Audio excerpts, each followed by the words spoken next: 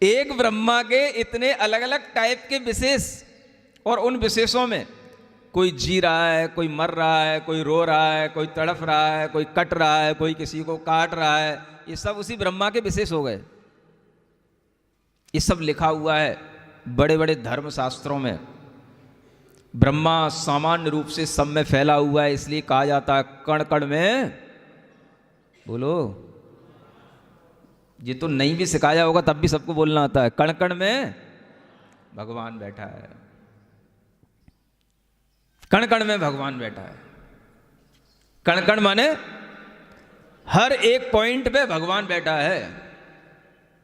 ये बात मैंने सबसे पहले तब सुनी थी जब हम घर पर कुछ ऐसा मन बना रहे थे।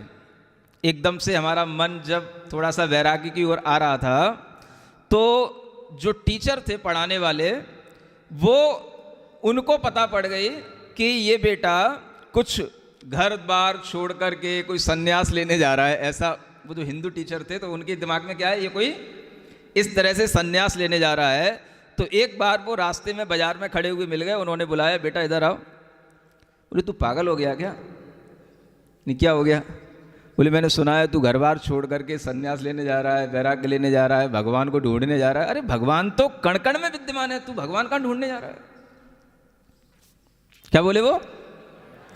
तब मुझे पहली बार पता पड़ा कि भगवान कण कण में, मुझे तो पता ही नहीं था। तो भगवान कण कण में विद्यमान है, भगवान तो कण कण में बैठा हुआ है। उससे तो कहीं पर भी बैठ करके खोजा सकता है, घर छोड़ने की क्या जरूरत है? ऐसा उन्होंने मुझे समझाया। समझ आ रहा?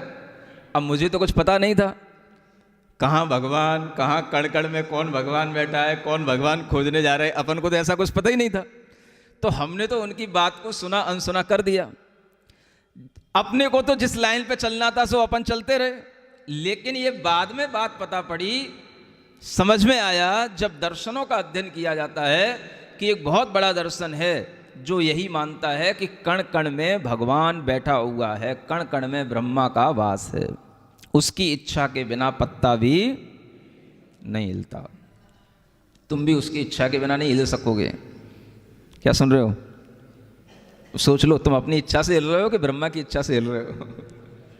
जब पत्ता भी ब्रह्मा की इच्छा से नहीं हिलता, तुम अपनी इच्छा से कैसे हिल सकोगे?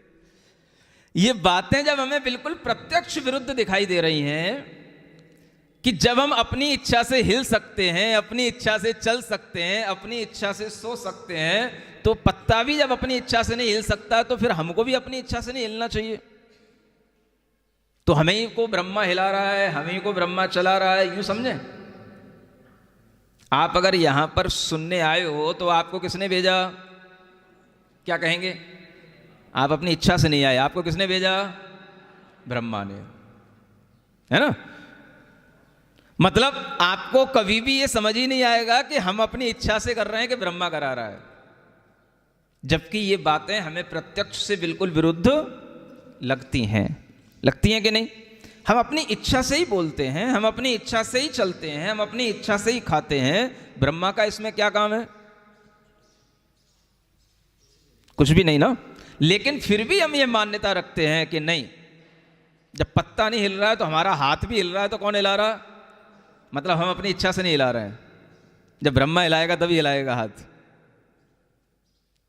जो बातें हमें प्रत्यक्ष से भी विरोध को प्राप्त हो रही हैं, अपने अनुभव से भी विरोध को प्राप्त हो रही हैं, उन बातों को हम ऐसी धारणा बना करके रखते हैं कि वो सर जो हमें पढ़ाते थे उनकी उम्र कम से कम नहीं तो 45 वर्ष होगी, और वो बहुत अच्छे, मतलब अच्छे विद्वान थे, और वो कहते हैं कि कहाँ तू जा रहा है?